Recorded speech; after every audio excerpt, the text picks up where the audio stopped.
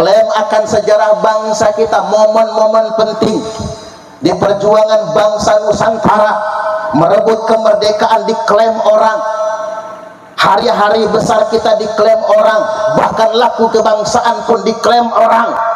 Jas merah, jangan sekali-kali melupakan sejarah. Halo, patut diduga ada upaya untuk mendiskreditkan kehormatan para yai, bahkan ngapunten, seolah-olah tidak ada peran ulama dalam meraih kemerdekaan.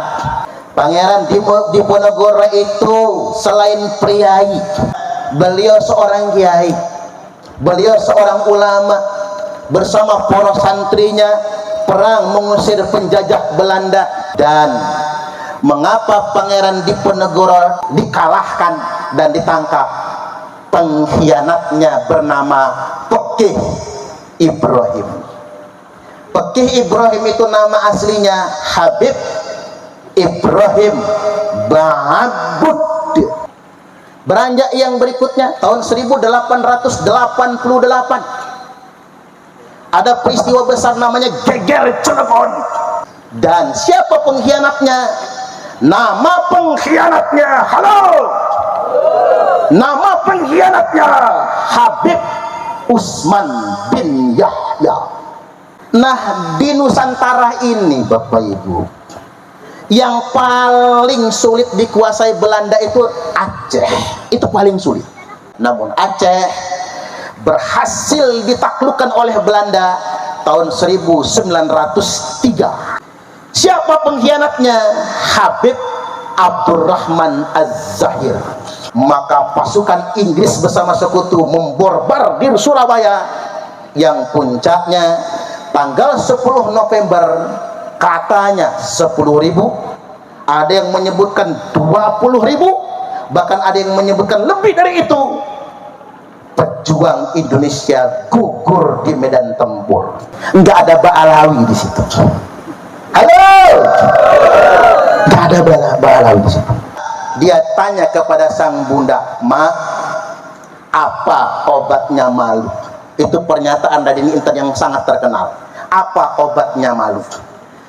Kata sang ibu, obatnya malu mati, nak.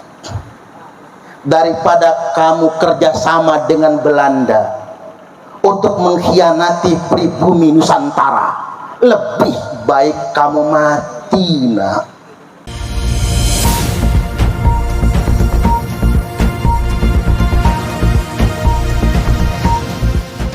Tabi pun.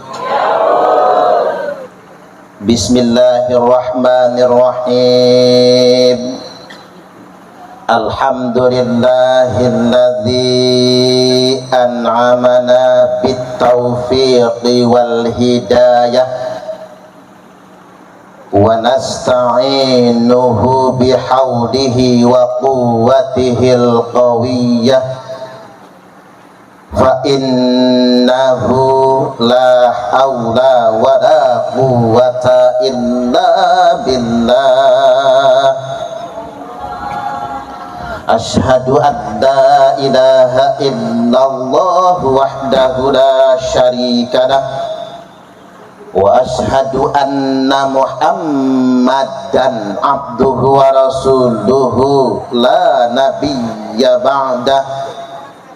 Allahumma salli wa sallim ala sayyidina Muhammad wa ala alihi wa sahbihi wa mawada, amma ba'du.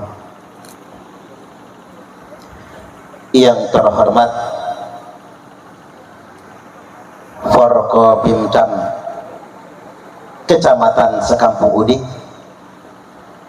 Bapak Camat atau yang mewakili Bapak Kapolsek Sekampung Udik, semoga karir beliau bagus, pangkatnya lancar ya Pak ya, masih bisa jadi Kapolres ya Pak, mudah-mudahan, amin. Juga Bapak Kepala KUA Sekampung Udik, Kita doakan beliau, auranya nih aura kepala kemenak ini ya, kepala kemenak Kabupaten Lampung Timur. Juga hadir membersamai kita dari Polda Lampung, sedulur DWG Pak Kompol Sukadi, karena beliau di unit Kamnep ya Pak ya, di unit Kamnep, jadi sering komunikasi dengan saya di pencegahan dan penanggulangan terorisme, termasuk ngurusin Khilafatul Muslimin sama beliau. Semoga Pak Sukadi cepat AKBP-nya ya Pak ya, amin. Udah ya, sampun ya, AKBP Sukadi sudah tuh. Habis itu kombes ya, subhanallah. Beliau nggak kabar-kabar sama saya. Selanjutnya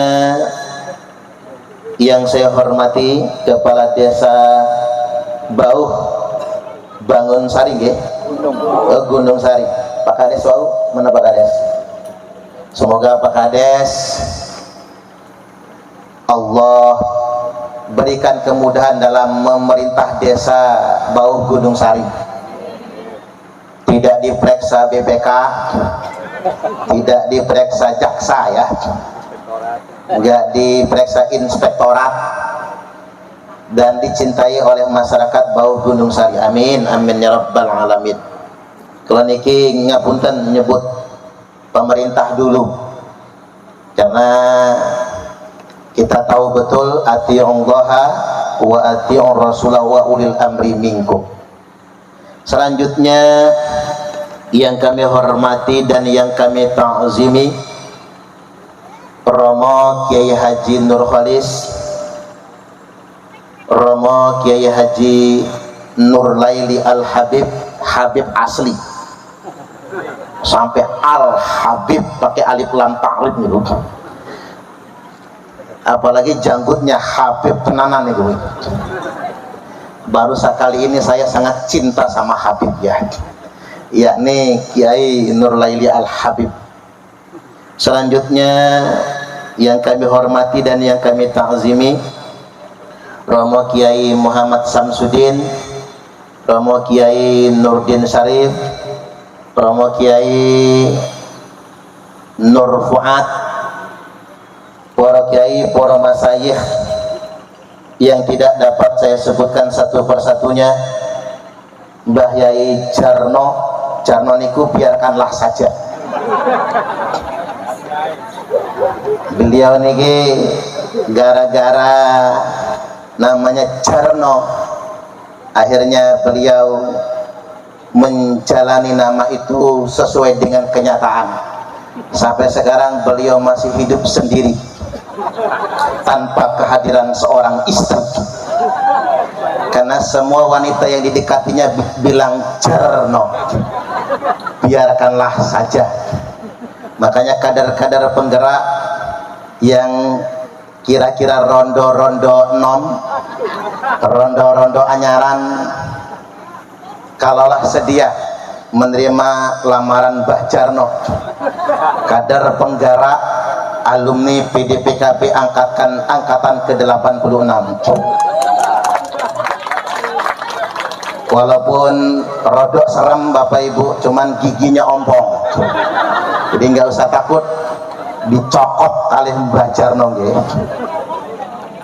Yang kebetulan beliau juga ketua PD PWI Kabupaten Lampung Timur, PWI Laskar Sabilah Lampung Timur. Para yai, para asatid yang tidak dapat saya sebutkan satu persatunya, segenap kader penggerak yang hadir pada kesempatan kali ini. Alhamdulillah kula niki PD PKBNU angkatan ke-80 di Wawai Karya, jadi utusan dari Pondok Pesantren Darussalamah saking Pondok Gede. Nanti insya Allah kita pertemuan 8-9 November nanti kita semua hadir, kader NU se-Kabupaten Lampung Timur. Dan peci yang saya pakai ini tidak main-main, niki peci PD PKB, sampun di asma, sampun di suhu. Siapa kita? Siapa kita? Siapa kita? NKRI, Pancasila.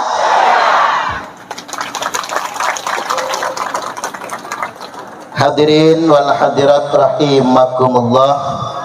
Ngapunten para yai, saya berdiri di sini pengen di bawah, sebetulnya mendekati poro kader,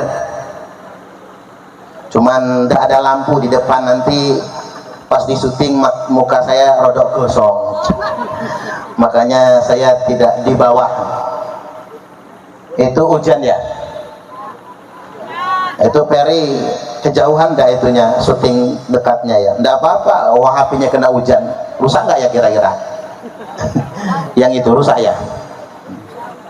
Ya disesuaikan mawon ge. Di sini ngapunten sekali lagi, saya ini Bapak Ibu berdiri di atas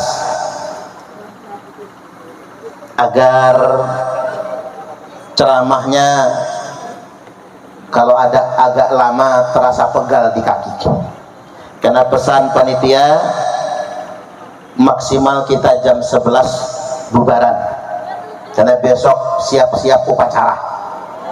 Jadi jangan sampai begadang lalu sakit nantinya. Halo hadirin wal hadirat rahimakumullah. Dengan peringatan Hari Santri Nasional tahun 2025 ini, ada beberapa hal yang hendak saya sampaikan. Yang pertama, jas merah dan jas hijau.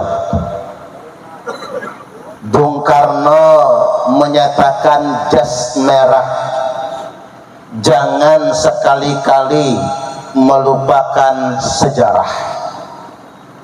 Dan kita juga mempopulerkan jas hijau, jangan sekali-kali hilangkan jasa ulama. Hadirin wal hadirat rahimakumullah, dalam buku Secret of Freemasonry, rahasia Freemasonry. Freemasonry adalah organisasi Yahudi. Dalam buku tersebut disampaikan cara menjajah dan menguasai suatu bangsa itu buat mereka lupa dengan sejarahnya, simpangkan sejarahnya, dikte sejarahnya, buat karangan sejarah baru untuk mereka. Maka hari ini di peringatan Hari Santri ini hendak saya sampaikan di awal, jas merah, jangan sekali-kali melupakan sejarah. Belakangan sejarah kita sudah diklaim orang, bahkan leluhur kita Wali Songo, yang mestinya silsilah Wali Songo itu nyambungnya, silsilahnya sampai ke Tuan Syekh Abdul Qadir Jilani qaddasallahu sirrahul aziz. Mestinya Wali Songo itu ke Tuan Syekh Abdul Qadir Jilani. Saya ulangi, mestinya silsilahnya ke Tuan Syekh Abdul Qadir Jilani, tapi belakangan dikarang orang, diklaim orang, silsilahnya malah ke Ba'al, yang disambung-sambungkan ke Imam Husain. Padahal jelas Wali Songo itu ke Syekh Abdul Qadir Al-Jilani keturunan Imam Hasan, Syekh Abdul Qadir Jilani Al-Hasani. Dan sayangnya, halo, sayangnya kita menang, Mbak. Udah jelas-jelas berdasarkan manuskrip Wali Songo itu Al-Hasani, lah kita diklaim orang kita menang baik. tidak ada kritik, tidak ada upaya untuk meluruskan sejarah. Kita tahu betul pesantren tertua di Indonesia ini yakni pesantren Al-Kahfi Somlang, usianya 5 abad setengah. Itu keturunan Tuan Syekh Abdul Qadir Jilani. Pesantren tertua kedua Sidogiri, Sayyid Sulaiman bin Zain Abdul Qadir Al-Hasan. Tapi belakangan Sayyid Sulaiman, pendiri pesantren Sidogiri, diklaim namanya Sayyid Sulaiman bin Abdurrahman Basaiban. Tiba-tiba jadi ba'alwi. Untung anak putune Sidogiri sudah tes DNA, sudah diisbat oleh Nakobah Internasional di Maroko. Beliau bukan keturunan Abdurrahman Basaiban, tapi keturunan Tuan Syekh Abdul Qadir Al-Jilani. Klaim akan sejarah bangsa kita, momen-momen penting di perjuangan bangsa Nusantara merebut kemerdekaan diklaim orang. Hari-hari besar kita diklaim orang, bahkan laku kebangsaan pun diklaim orang. Jas merah, jangan sekali-kali melupakan sejarah. Halo, ini kan kader semua ya. Kalau kader kan ngomongnya apa adanya, nggih. Gaspol, nggih. Apa adanya, nggih. Ya kalau yang lucu-lucu kan buat muslimatan. Ini kan buat kader penggerak udah biasa diceramai sampai jam 12 malam. Biasanya yang nggak tidur cuman ketua kelas. Gitu nggih. Kula niki ketua kelas soalnya, Pak. Ketua kelas angkatan 80 itu kula. Duduk paling depan, hadir lebih awal, bubar belakangan. Mau tidur malu, takut ketahuan. Makanya bertahan, yang lain pelekak-pelekuk. Termasuk yang paling betah tidur Mbah Yai Nur Laidi Al-Habib. Pokoknya betah beliau. Begitu duduk langsung merem. Tapi kalau ketua kelas nggak sanggup karena khawatir kena marah instrukturnya. Hadirin wal hadirat rahimakumullah, kita ingat demi mengingat sejarah. Hari ini saya ingin tegaskan, ada kesan seolah-olah ingin menghilangkan jasa ulama dalam perang kemerdekaan. Bahkan mohon maaf, izin kepada Pak Pemerintah, hati-hati dengan penulisan ulang sejarah. Saya ini khawatir, bukan suudzon, bukan. Saya ini khawatir Bapak Ibu, ketika penulisan ulang sejarah coba ingin menghilangkan jasa ulama.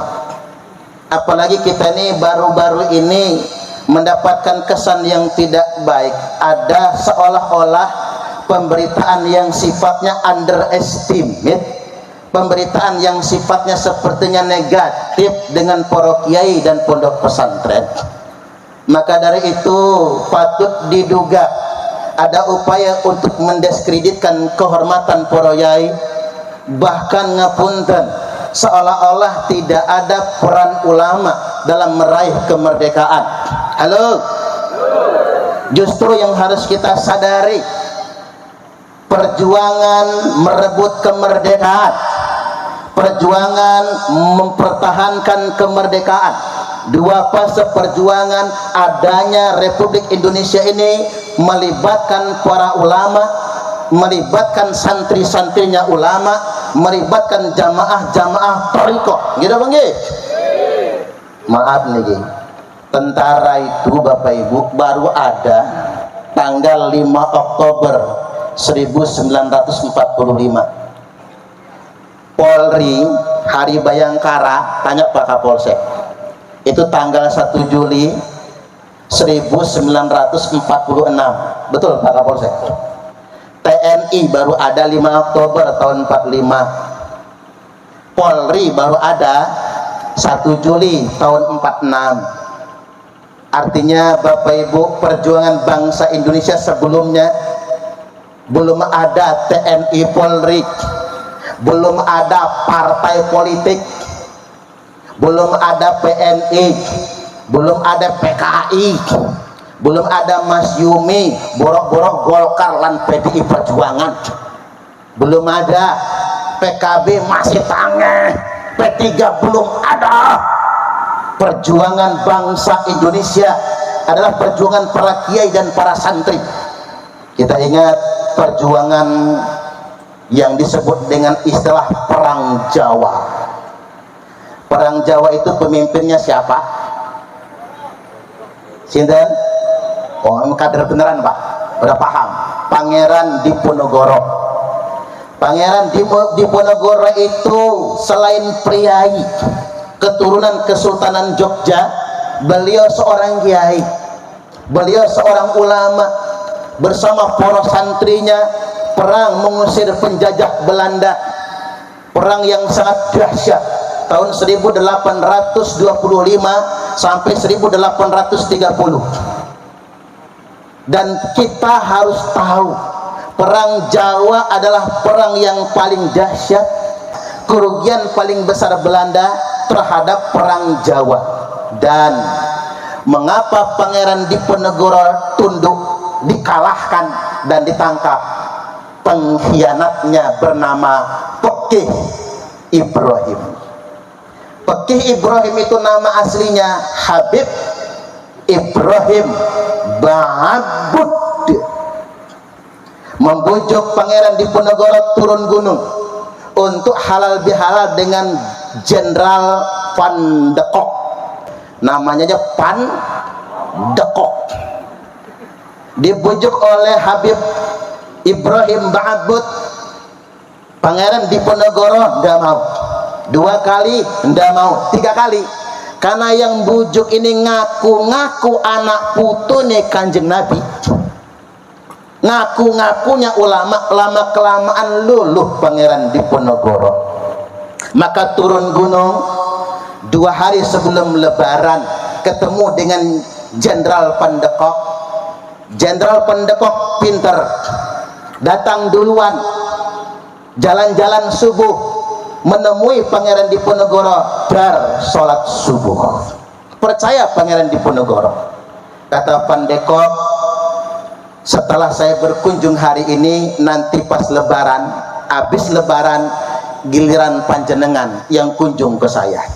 Begitu habis Lebaran, Pangeran Diponegoro bersama pengikut santri-santrinya berangkat mengunjungi Gubernur Jenderal Belanda. Begitu sampai ke dalam langsung dikepung. Karena beliau dan pengikut para santri nggak bawa senjata, maka beliau tertangkap. Siapa pengkhianatnya? Habib Ibrahim Ba'abud. Tahun 1825 dan tertangkapnya beliau tahun 1830.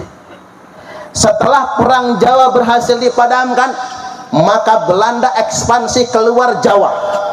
Salah satu targetnya adalah Provinsi Lampung. Belum ada, provinsi belum ada waktu itu. Datang ke Lampung. Kemana dia ke Lampung?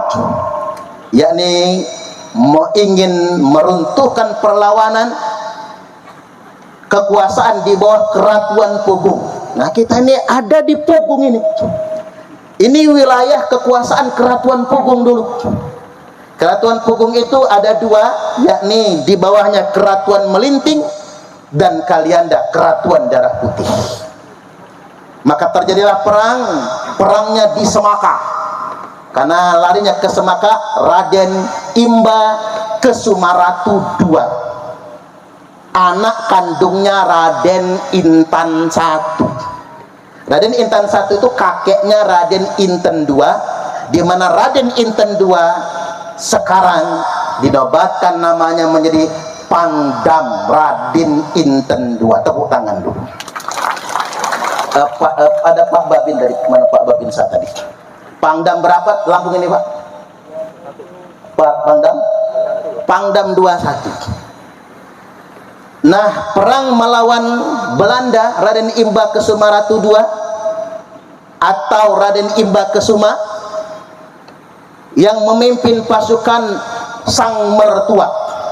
Siapa nama mertuanya? Kiai Arya Natabraja.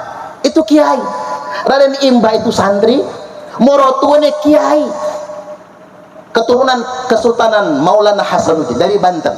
Perang, ditangkap oleh Belanda, dibawa ke Batavia.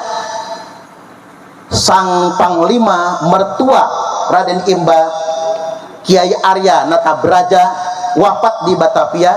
Raden Imba dibuang ke timur dan akhirnya wafat di timur.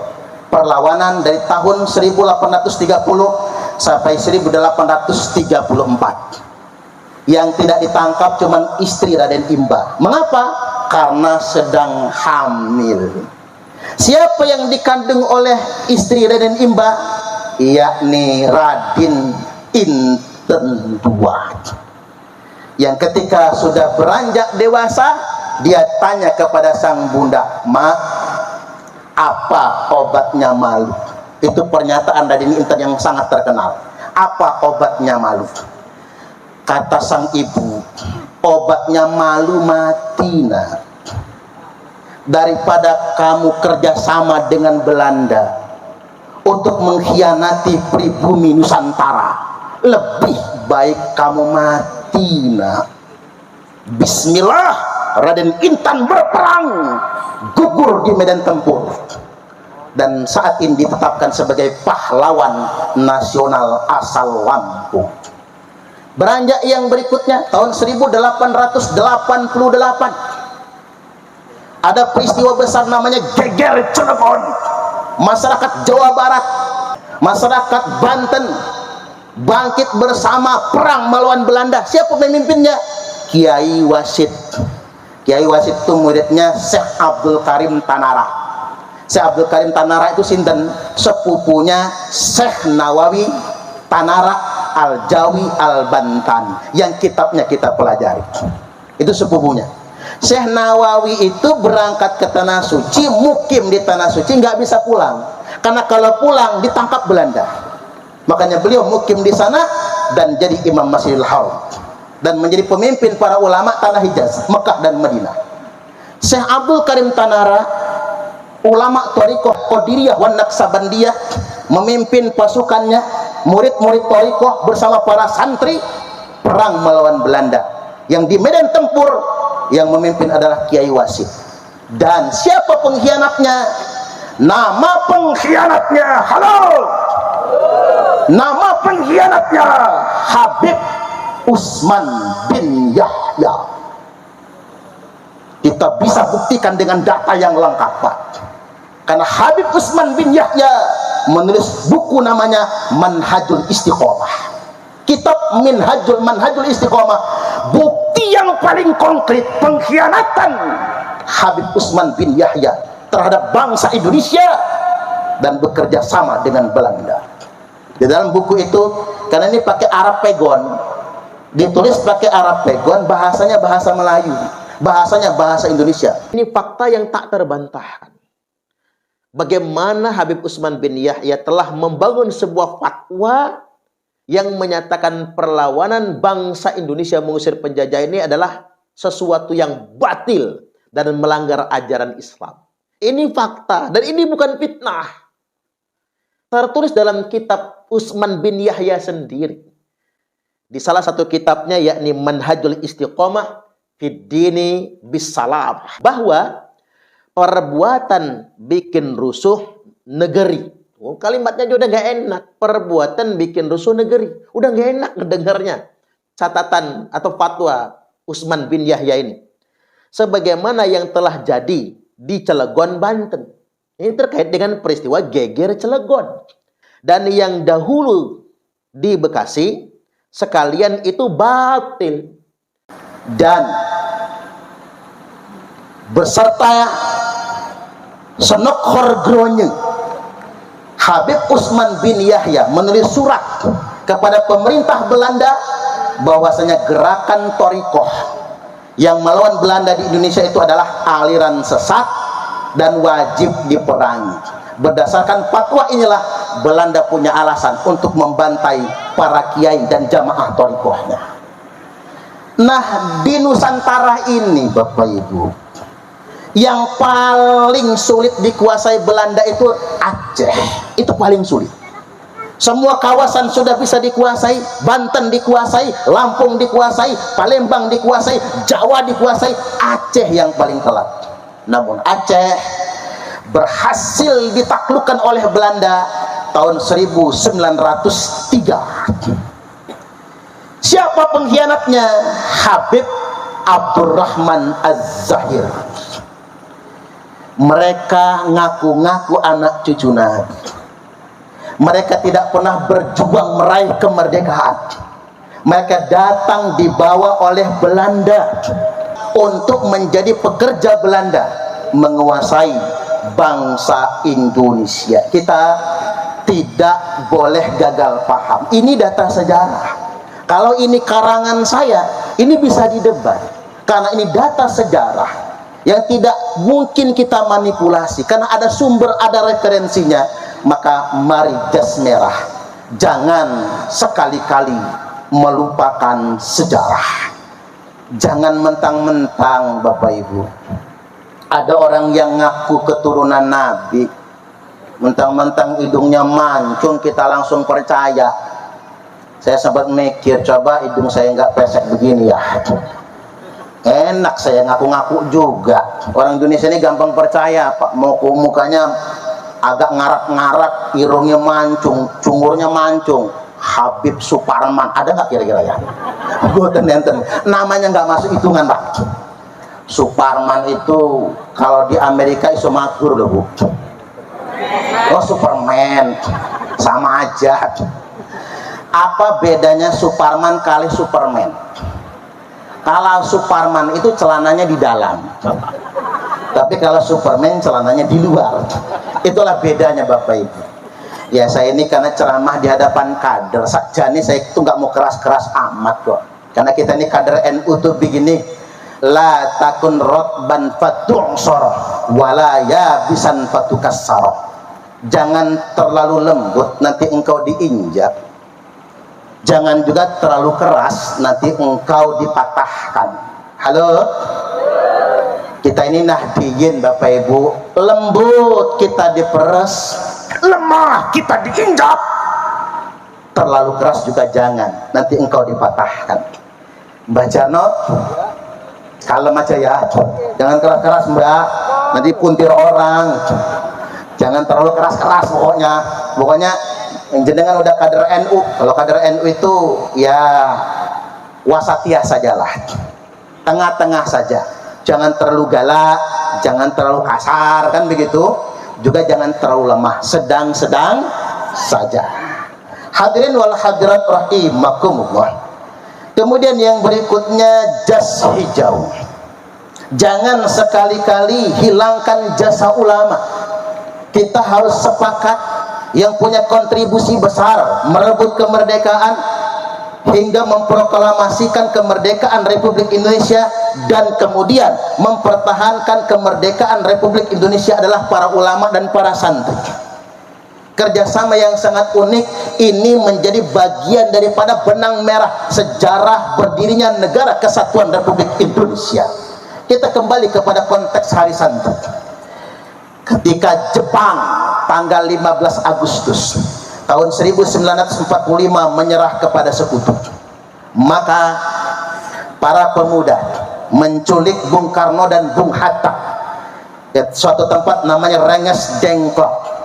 Lantas kemudian memaksa untuk dilakukan proklamasi. Maka 17 Agustus diproklamasikan kemerdekaan Republik Indonesia. Karena yang memproklamirkan Soekarno Hatta, maka yang paling mungkin untuk menjadi Presiden Soekarno dan Wakil Presiden Muhammad Hatta. Setelah ditetapkan, ternyata sekutu yang telah mengalahkan Jepang merasa punya hak dengan negara-negara bekas jajahan Jepang, maka sekutu datang ke Indonesia.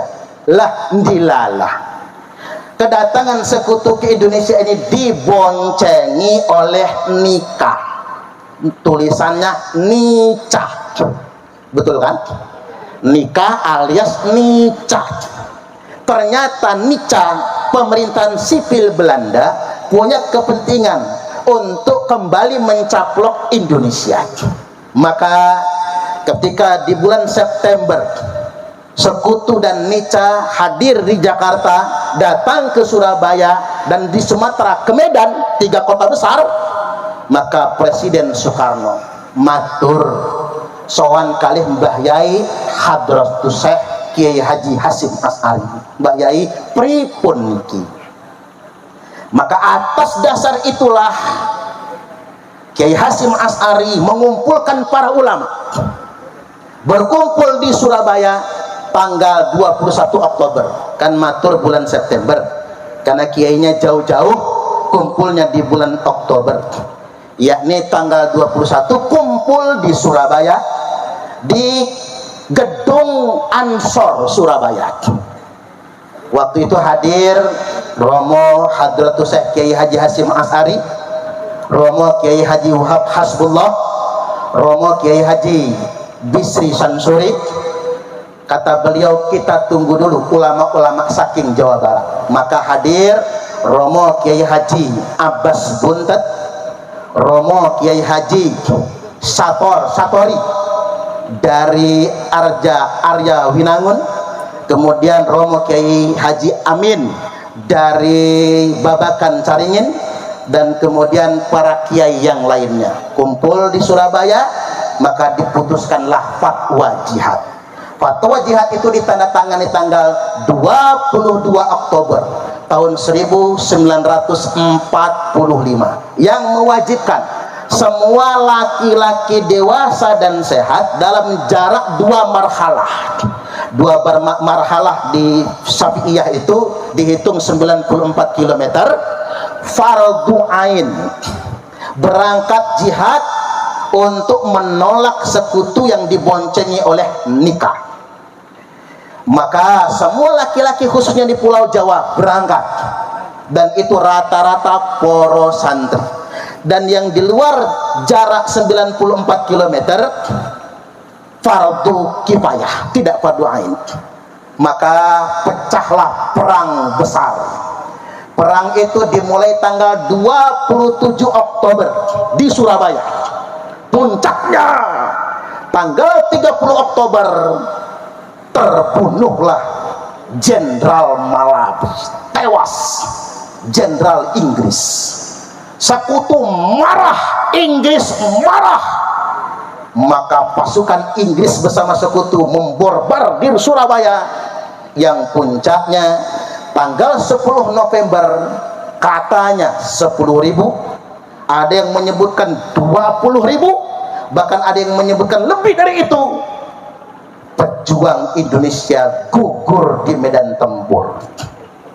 Subhanallah, nyawa satu jenderal harus kita bayar dengan nyawa 20.000 kiai dan santri serta perjuangan rakyat pribumi. Nggak ada Ba'alawi di situ. Halo, nggak ada Ba'alawi di situ.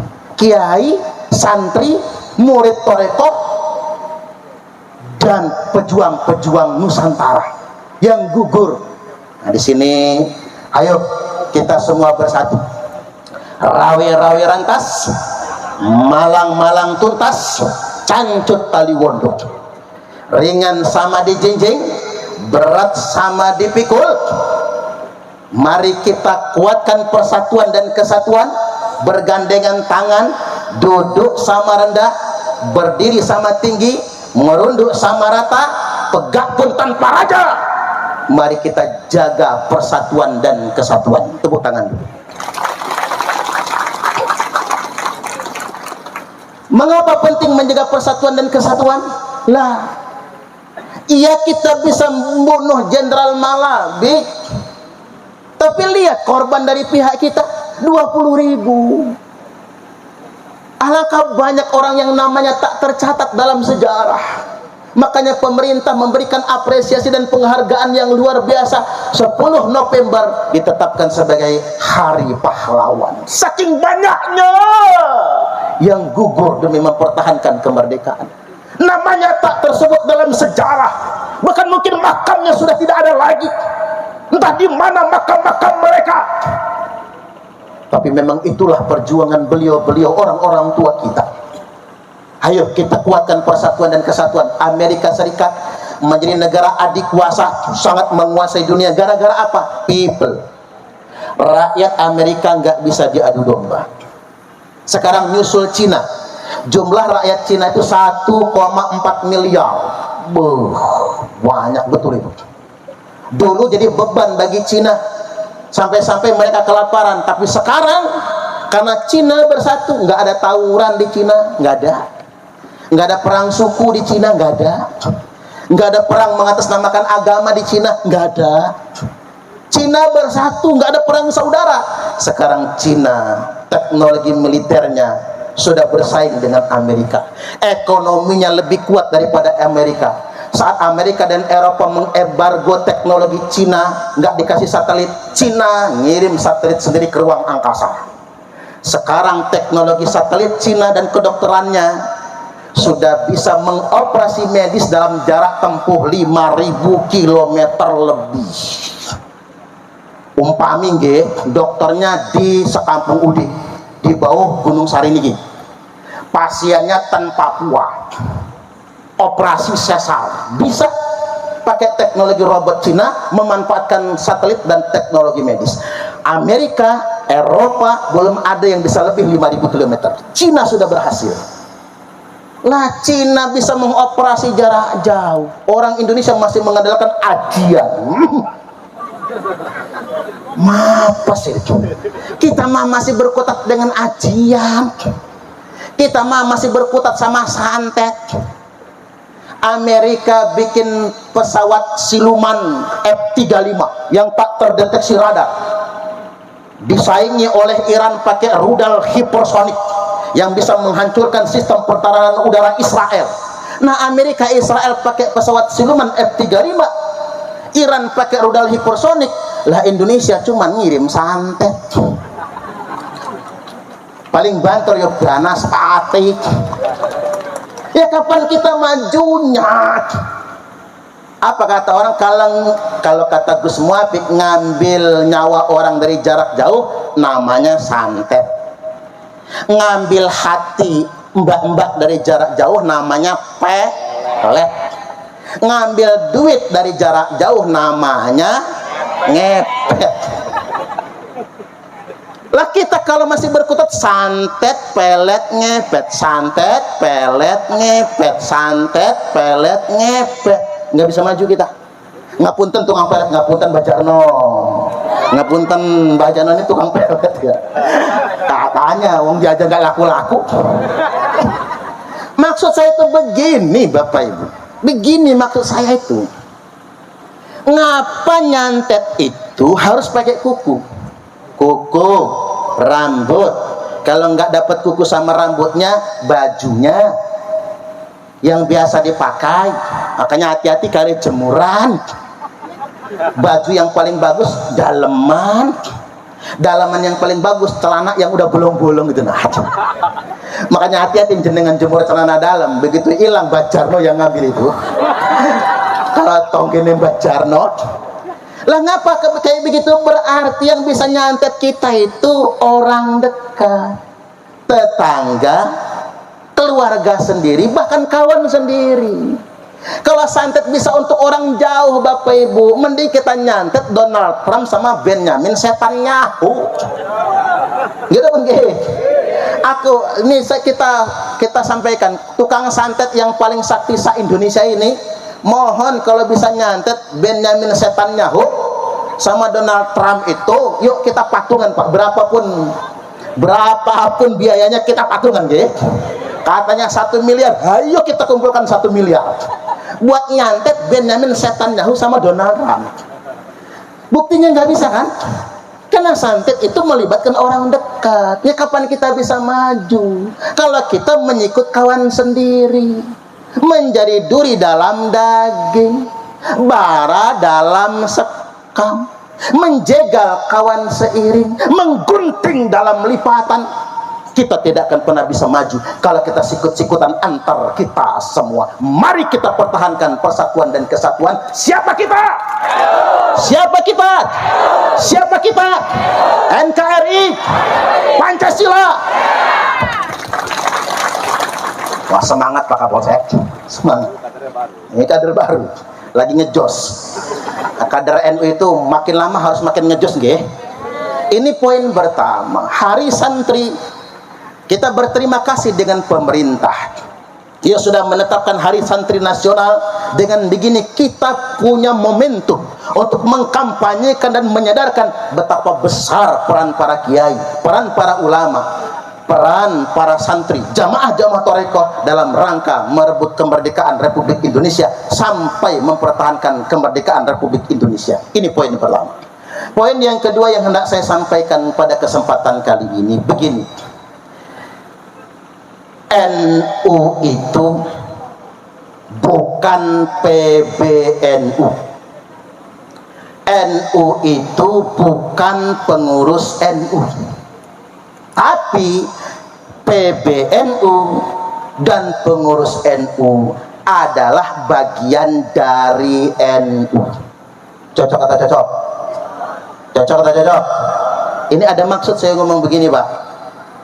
Karena jangan sampai ngapunten nggih. Jangan mentang-mentang sudah jadi pengurus NU lalu merasa menjadi pemilik NU. NU itu bukan PBNU, NU bukan pengurus NU. Tapi pengurus NU adalah bagian dari NU. Lah NU itu apa? NU niku nahnu. Halo? NU niku nahnu. NU itu kita sedoyo. Kita sedoyo, NU itu kita semua. Cocok atau cocok? Maka ada syair orang dulu, syair lama ini. Nahnu ahlur ribat fina baitul wat. Tawat wat pak. Wat gawoh. Ada saja. Nahnu ahlur ribat fina baitul wat. Kita semua, kita sedoyo, nahnu ahlur ribat. Kita semua adalah yang menjaga dan mempertahankan NKRI. Kita ahlur ribat, menjaga dan merawat NU.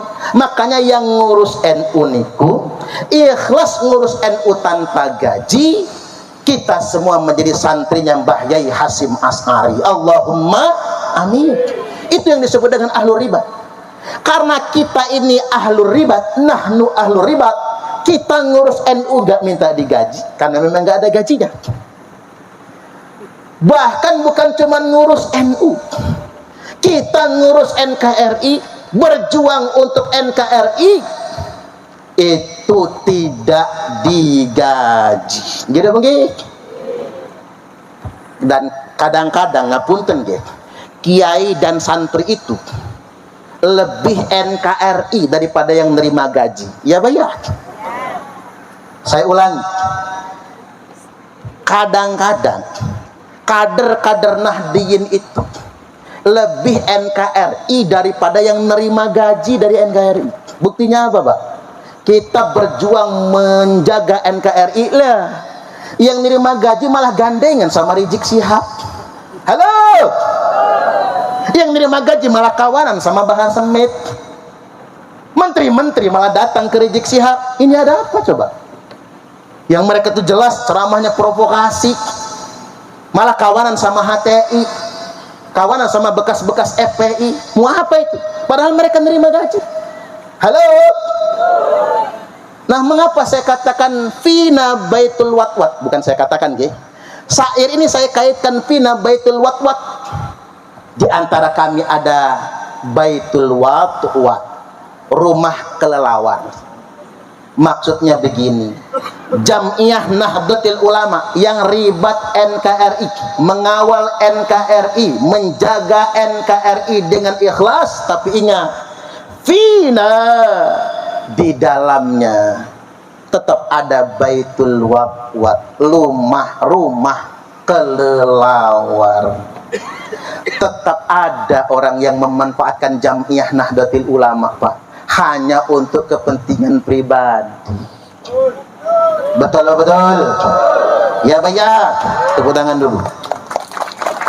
Masih banyak. Itu yang disebut dengan baitul watwat, kelelawar. Kalau kata orang Jawa apa? Nek bapak kalong, anake kampret. Nek bapak nyolong, anake nyopet. Ada yang tukang nyolong marwah haibah Nahdlatul Ulama. Nih saya pengurus NU, nih saya PBNU. Untuk apa? Dapat jatah komisaris, bergending jatah menteri. Tapi kadang-kadang beliau-beliau lupa, jadi menteri, jadi komisaris itu mengatasnamakan PBNU. Kita nggak berharap banyak, nggak minta bagi duit sama Pak Menteri, nggak minta bagi duit sama Pak Komisaris, tapi mbok yo, sampean-sampean yang jadi pejabat di atas nama NU jangan korupsi. Tepuk tangan lagi. Nek sampean korupsi, kami Nahdien di bawah izin. Kami malu ngapon sampean itu kader NU. Itu yang disebut dengan baitul watwat. Berisik tampaknya, seakan-akan merasa paling NU dewe, tapi ujung-ujungnya memanfaatkan NU. Kalau ada orang NU yang jadi menteri, jadi komisaris, yang enak menteri sama komisarisnya, warga Nahdien ora kuduman. Apa banser kuduman? Ya enggak. Makanya ada guyonan Pak Polisi. Polisi asli itu katanya, polisi itu masih tenanan kalau kompol ke bawah. Maaf Pak Sukadi ngapunten nggih. Beliau udah AKBP soalnya ya. Nah kalau NU tenanan itu MWC ke bawah. Kalau sudah PC ke atas politis itu kayaknya. Halo, ini fakta loh, ini fakta. Ayo kita jaga marwah Nahdlatul Ulama. Makanya betul kata Gus Dur, saya tidak suka kalau kiai-kiai NU kehilangan kritisnya. Saya lebih suka dengan kiai-kiai NU yang mengingatkan, jangan menjadi penjilat, jadi jadilah pengingat. Ingat sekali lagi, NU tidak pernah melawan negara dan melawan pemerintah yang sah. Tapi NU harus konsisten mengingatkan penyelenggaraan negara. Karena kita ribat NKRI tidak pernah digaji, nggak ada bayarannya. Dan kita karena nggak digaji, karena kita nggak dibayar, kita punya kewajiban bagi penyelenggara negara untuk kita ingatkan. Tepuk tangan lagi. Itulah makna ya Jabbaru ya Qahar, tasbih Mbah Khalil Bangkalan yang dikirim untuk Hadratus Syekh Mbah Yai Hasyim As'ari dengan kalimat ya Jabbaru ya Qaharu, ya Jabbaru ya Qaharu. Ya Jabbar itu untuk ke dalam. Siapapun yang tidak ikhlas ngurus Nahdlatul Ulama, yang hanya memanfaatkan NU, pasti kualat. Tak ulang nggih. Semua pengurus NU saking ana ranting MWC, PC, PW sampai PB yang ngurus NU tapi hanya memanfaatkan NU, maka dia pasti kualat. Ya Jabbar, baru ya Qahar. Siapapun yang melawan NU, dia pasti dikalahkan, dia pasti dihancurkan. Makanya siapa datang mengancammu kan binasa di bawah dulimu. Yang melawan NKRI itulah musuh NU. Barang siapa yang melawan NKRI kan binasa di bawah dulimu. Apa itu dulimu? Duli itu debu di bawah telapak kaki. Keinjak-injak dia orang yang melawan NKRI. Makanya NU punya tagline NKRI harga mati.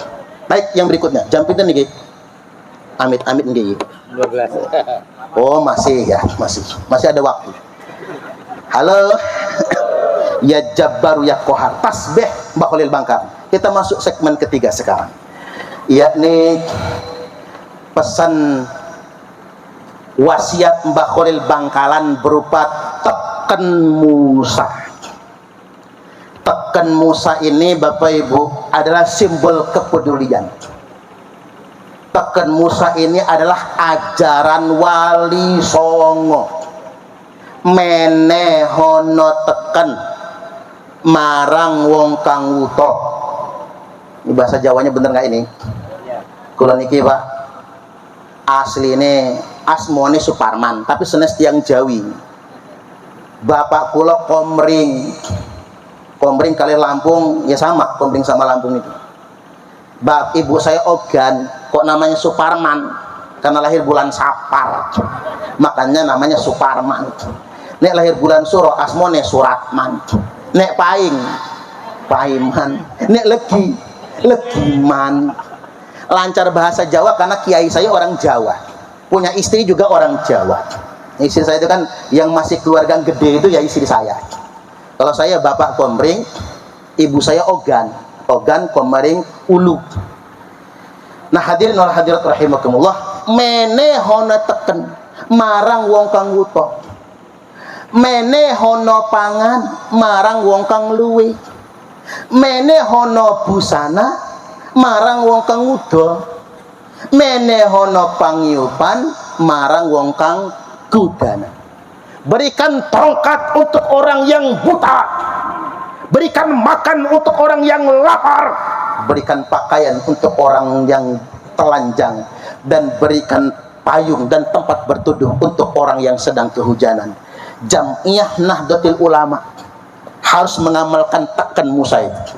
Wasiat Wali Songo, kepedulian sosial. Ingat sekali lagi, dawuh Tuan Syekh Abdul Qadiril Jilani qaddasallahu sirrahul aziz, sesuap nasi yang engkau masukkan ke dalam perut orang yang lapar itu lebih baik daripada membangun 1000 masjid jami'. Orang kaya bolak-balik umroh dengan alasan rindu rumah Allah, padahal Allah lebih rindu dengan orang kaya yang berbagi dengan fakir miskin. Makanya amanah di PD PKP NU yang di follow up apa? Koin NU. Itu bentuk kepedulian kita, jihad kita yang sesungguhnya, membantu sesama. Tangan di atas lebih baik daripada tangan di bawah. Orang Indonesia ini Bapak Ibu banyak yang kaya, tapi mentalnya mental miskin. Rumahnya sudah gedong, lantainya sudah keramik, tapi masih nerima PKH. Awas ini kader-kader, kalau bisa kader bilang sama Pak Kades, Pak Kades, kalau kader PDPKP, kader penggerak, nggak mau lagi nerima. Itu baru keren. Kasihkan saja sama yang membutuhkan. Subhanallah. Tepuk tangan lagi. Iya dong, tangan di atas lebih baik daripada tangan di bawah. Indonesia ini banyak orang yang bermental miskin. Wayai kondangan kelihatan orang kaya semua. Baju aja matching, kerudung pink, kelambine pink, androknya pink, daleman ngaku ya, bedaknya pink, lipstiknya pink, nyangkut digigit lagi, sampai tas juga pink, kelihatan seperti orang kaya. Tapi wayahe bansos cair pakai daster semua emak-emak ya, pengen kelihatan miskin. Kita itu nggak urung dapat rezeki dari Allah walaupun nggak dapat bantuan pemerintah gitu bang guys. Maka dari itu hayo kader-kader NU jangan bermental miskin. Tangan di atas lebih baik daripada tangan di bawah. Bahkan begini, kalau bisa koin NU lazisno setiap bulan bisa bedah rumah kalau bisa di satu desa setiap sebulan sekali, atau setidak-tidaknya satu kecamatan, karena itulah dakwah NU yang sesungguhnya, dakwah bil hal, dakwah bil mal. Dan ditekan Musa, tongkat Musa yang diberikan kepada Hadratus Syekh Kiai Haji Hasyim Asy'ari itu, kalau kita belajar nilai tongkat Musa dalam kitab Madarijus Su'ud, kitab Madarijus Su'ud adalah sarah kitab Barzanji. Karena pesan Mbah Mun, kan kita sering ya Pak, dawuh Mbah Mun di media sosial nggih, orang mengatasnamakan Mbah Mun, jangan langsung percaya.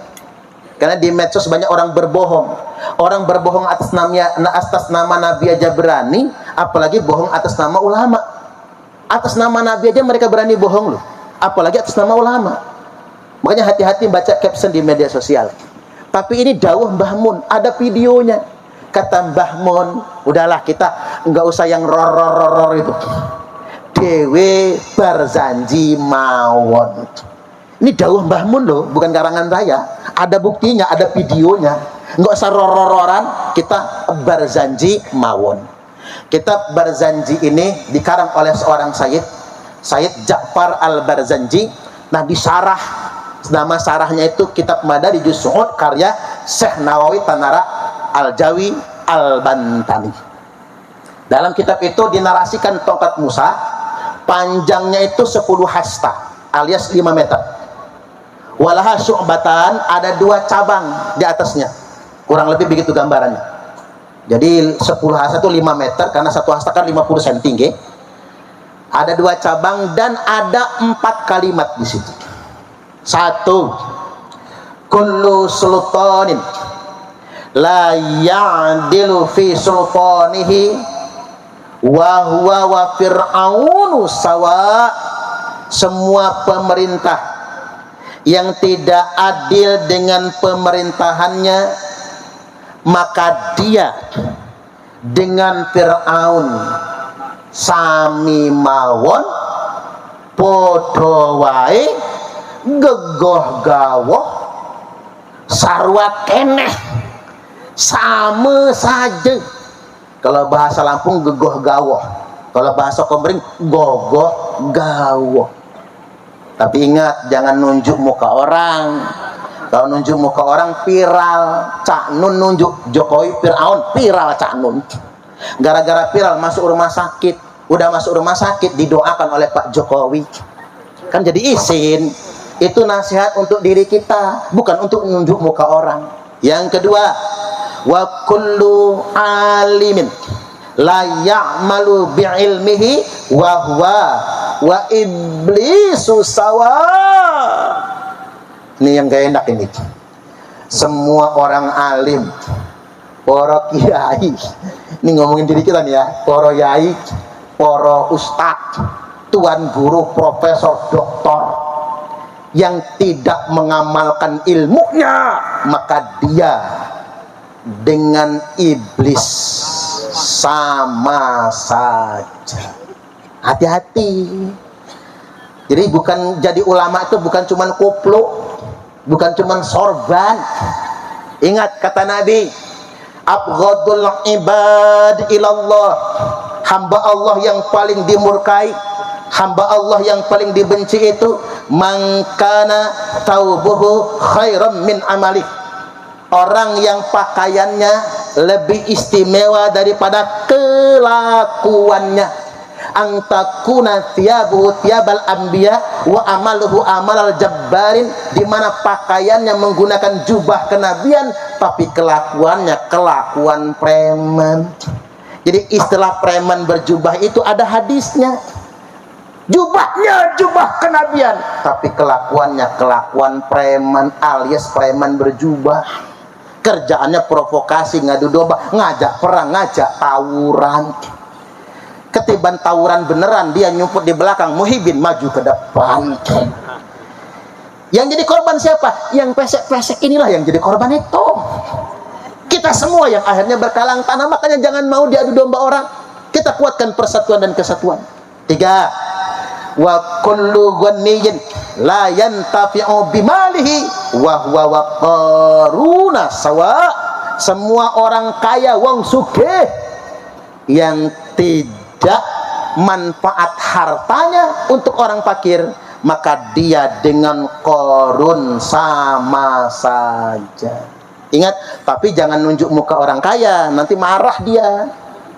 Apalagi ini iblis tadi, jangan nunjuk muka kiai, nggak berkah ilmu sampean pak, jangan macam-macam.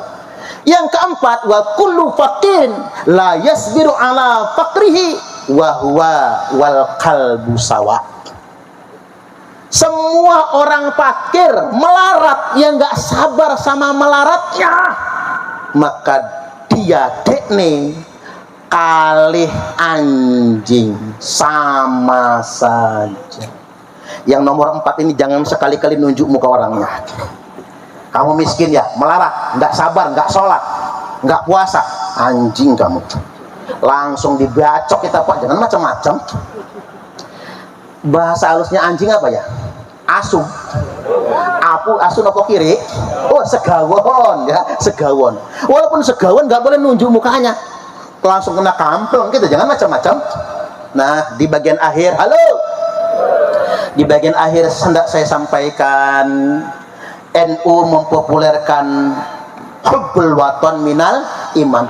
Yalal waton, yalal waton, yalal waton, hubbul waton minal iman, wala takun minal hirman, inhadu ahlal waton. Yalal waton, wahai penduduk negeri, hubbul waton minal iman, cinta tanah air itu bagian daripada keimanan. Wala takun minal hirman, kalau diterjemahkan kasarnya wala takun minal hirman itu jangan jadi pemalas, jangan berpangku tangan. Mari kita tegak berdiri, ikhtiar berjuang untuk negara. Inhadu ahlal waton, bangkitlah wahai bangsaku, bangkitlah wahai penduduk negeri. Hubbul waton minal iman, cinta tanah air bagian daripada keimanan. Ini yang harus saya garis bawahi, Pak. Ilmuwan Palestina mengatakan al watonu lil agniya wal watoniyatu lil fuqara. Tanah air itu untuk konglomerat, sedangkan cinta tanah air itu untuk rakyat yang melarat. Halo, nih, biar nggak ngantuk, saya mau ingat ini terakhir tapi penting banget ini. Siapa kita? Siapa kita? Siapa kita? NKRI Pancasila. Tepuk tangan. Al watonu lil agniya wal watoniyatul lil fuqara. Tanah air itu untuk konglomerat, sedangkan cinta tanah air untuk rakyat yang melarat. Pada kenyataannya, rakyat nggak boleh cuma didoktrin tentang nasionalisme, nggak boleh cuma didoktrin tentang cinta tanah air, sedangkan tanah dan airnya hanya dinikmati oleh konglomerat yang berkongsi dengan para pejabat.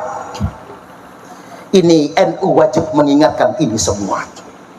Indonesia negeri yang kaya raya, tapi rakyatnya belum sejahtera. Ya, Pak ya. Saking kayanya gemah, ripah, loh jinawi, toto tentrem, kerto rahajo, murah sandang, murah pangan, bukan lautan, hanya kolam susu, jaring dan jala cukup menghidupimu.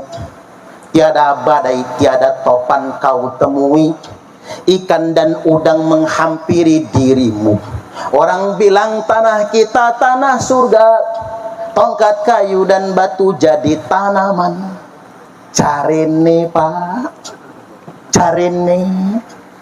Kalau kita ke Mekah Bapak Ibu, naik bis dari Madinah ke Mekah, kita tengok samping kanan kiri banyak gunungnya. Gunungnya warnanya apa? Putih, coklat, hitam, tanda nggak ada pohonnya. Noleh ke jendela, ada kebun kopi nggak? Mboten enten. Kebun sawit nggak ada. Ada juga korma, itu pun di tempat tertentu saja. Tapi Arab Saudi kaya raya, rakyatnya sejahtera. Negara tetangga tonggone dewe, Singapura. Singapura itu sejengkal saja nggak punya sawah, tapi harga beras di Singapura lebih murah daripada Indonesia Raya tercinta.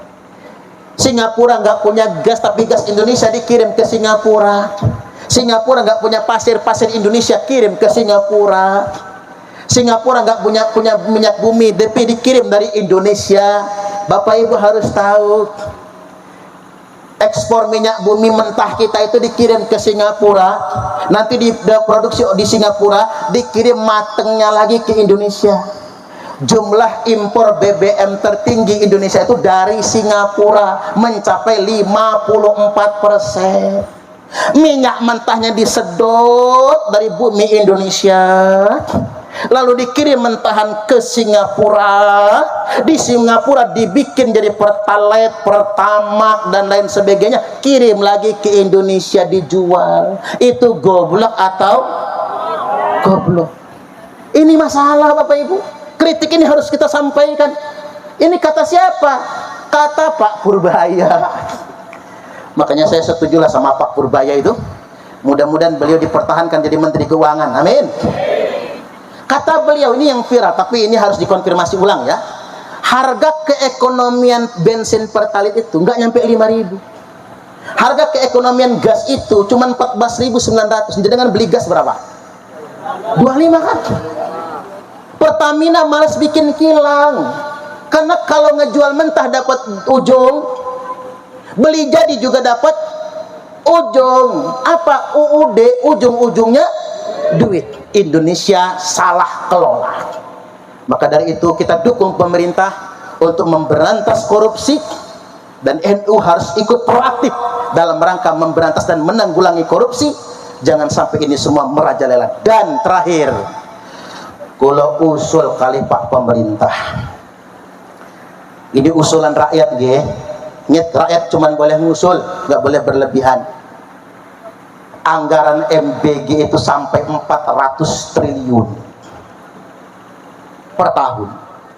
Saya usul, daripada untuk makan siang gratis, ganti saja sekolah bebas biaya dari SD sampai sarjana. Inilah aspirasi rakyat. Mohon kepada orang-orang dekat presiden, jangan ABS, jangan asal Bapak senang. Jadi bagaimana memberi masukan aspirasi rakyat untuk program-program yang benar-benar langsung dirasakan kepada rakyat. Dan daripada jadi masalah seperti sekarang, kalaupun ingin berbentuk makan siang per murid 300.000, saya usul kirimin aja ke ibu-ibunya ini nih, 300.000.